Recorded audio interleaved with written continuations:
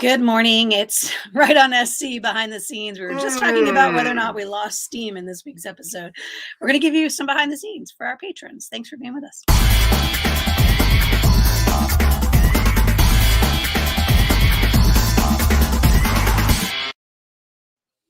All right, the half of the list on the writeonsc.blog show notes that we didn't get to was things that no writer should do under any circumstances, regardless of your style.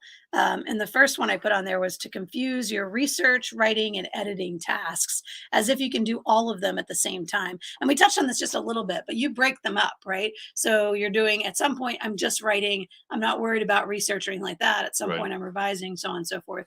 Is there a time of day that's better for you to do your research, or is there something that governs when that stuff happens? Um, when I first think of it, again, when you're planning it out, you're gonna encounter a certain amount of stuff. Like the last book I wrote, he has to fake a suicide. Well, how do you fake a man's suicide? How do you fake it? He's going to kill a man, but he's going to fake a suicide. Did you Google that? Oh no, I didn't Google that. I Googled because the problem is, you have to shoot two bullets. One into the guy's head, and you have to make sure that you fire another gun with the dead man's hand because the thing's going to end it. Yeah. Right. So how do you do Difference. that? I have his character. He brings a homemade bullet trap with him. So I had to look up at that point how to make a bullet trap. I Okay. wrote that particular part separately and then inserted it in. So I had to figure out how do vampires become vampires, and I Googled how long does it take for a body to start decomposing. How quickly after the person dies do you have to magic them so that their bodies aren't useless, right? I And thought it was right away. it's 4 minutes. Yeah, 4 you got minutes? 4 minutes.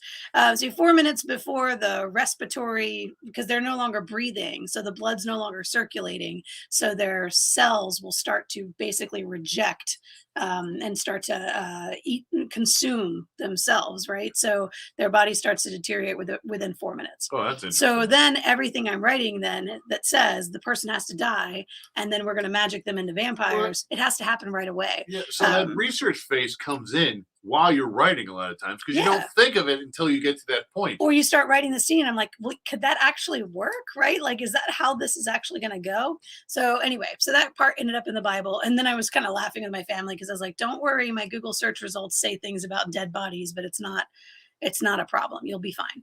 People who live with me. Number two, do not under any circumstances, regardless of your style, I wrote emulate others' style.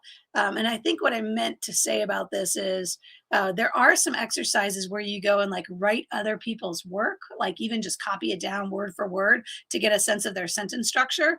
I'm not a big fan of these exercises. I think that the more you read, the more you start to develop your own voice. And I think you should always write in your own voice. I think your story is the story you're meant to tell, not somebody else's. At the So I same really time, struggle with the writing other people's styles. well, you could give it a try, see how it works.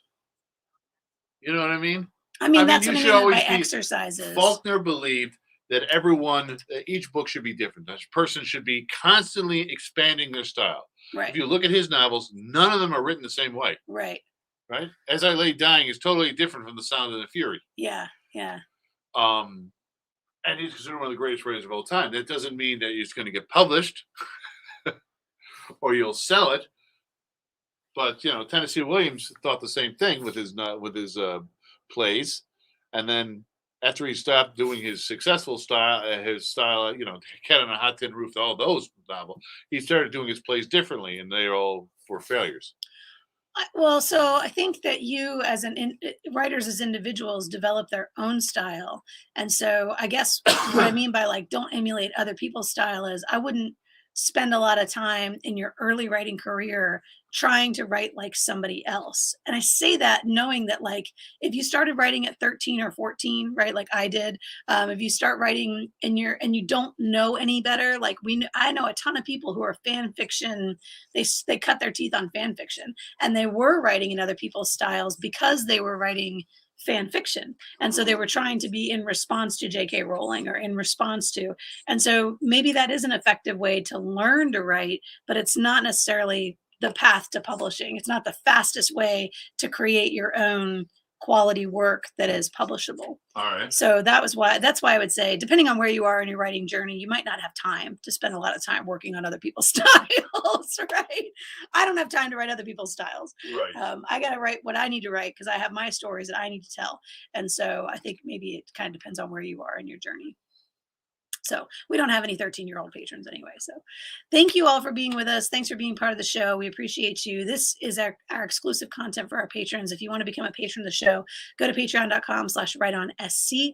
All kinds of behind the scenes and things like that available to you. We are headed off to an SCWA meeting, and we will see some of you there. So thanks very much for being part of us. We'll see you next time.